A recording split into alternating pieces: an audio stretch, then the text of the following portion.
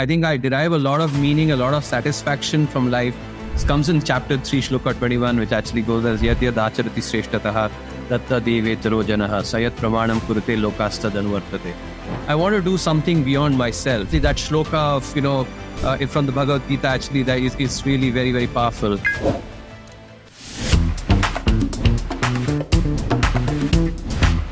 My pleasure too. I think it's good to talk about stuff that is not necessarily economics. I think often I talk about economics, but I remain equally interested in life. All of us, each one of us who's had the privilege to attend institutions like IIT, IIM, etc., we're extremely privileged.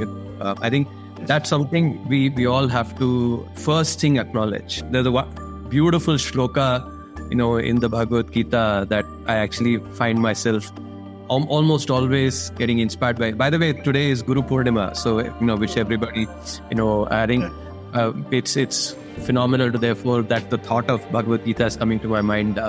This comes in chapter 3, shloka 21, which actually goes as yad yad acharati shreshtatah tatta devetaro janah sayat pramanam kurute lokastad anvartate. So basically translated, yad yad acharati, acharan is behavior, acharati shreshtatah, shresht is basically people like us who are looked up to, by youngsters and others. Yad yad acharati shreshtatah tatta devetaro janah. That's how, basically others will follow. Sayat pramanam kurte. Praman is basically proof, not just talk, but the way we actually conduct ourselves. Sayat pramanam kurte lokastad anuvartate. So actually, with the privilege that we've been given, there's also a tremendous amount of responsibility that comes to us in behaving in a way that we actually can, if possible, inspire. That's sort of the thought that comes to me often. I want to do something beyond myself. So I've always thought, for me, I think I derive a lot of meaning, a lot of satisfaction from life when, I live beyond the I, me, myself. I think that's one thread actually that has guided my choices. If you, Hindi mein jaise sutradhar bolte hain, wo sutra jo actually that has led to all these choices, it is that. It gives me enormous satisfaction. On the flip side as well, when I make choices that maybe in a sort of a limited way, maybe only helping me, my family, I feel a little constricted. So that's what has governed, for instance. That's why I did not, go for, unlike many of my friends, I didn't go abroad immediately. Then a professor in mathematics at IIT Kanpur was quite instrumental in guiding me. By the way, that's another thread that I think it's so many people influence us in ways that they don't even think, right? But we are, we owe a debt of gratitude to actually who in what way when, says something nice and actually and that inspires and, affects our life's choices, which is another reason why actually that shloka of, from the Bhagavad Gita actually that is really very, very powerful. So all of the 3-4 criteria that you're naming, and since you mentioned the Bhagavad Gita initially, it reminds me, isn't it all succinctly said as karmanyavadikaraste ma phaleshu kadachana?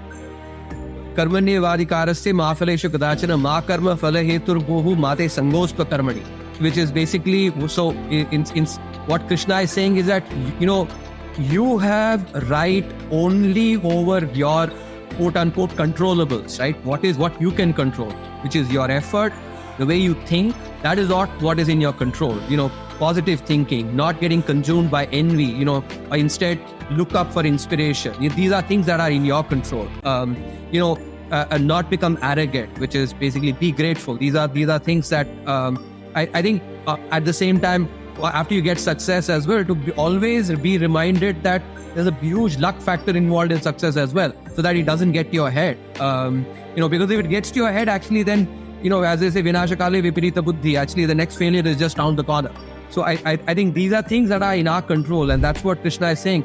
Leave the outcome to me. Don't think about the outcome, because in economics and econometrics, etc., we also stated, we say y is equal to x times beta plus epsilon. That x is actually a vector. It's like the vector of inputs, and beta is like the sensitivity. But there is an error term, epsilon. That error term is basically what unobserved stuff. Could be grace, could be luck, could be parents' blessings, teachers' blessings, etc., etc., etc. That uncontrollable is something that you don't worry about. You just take care of your X, The why is something, over time will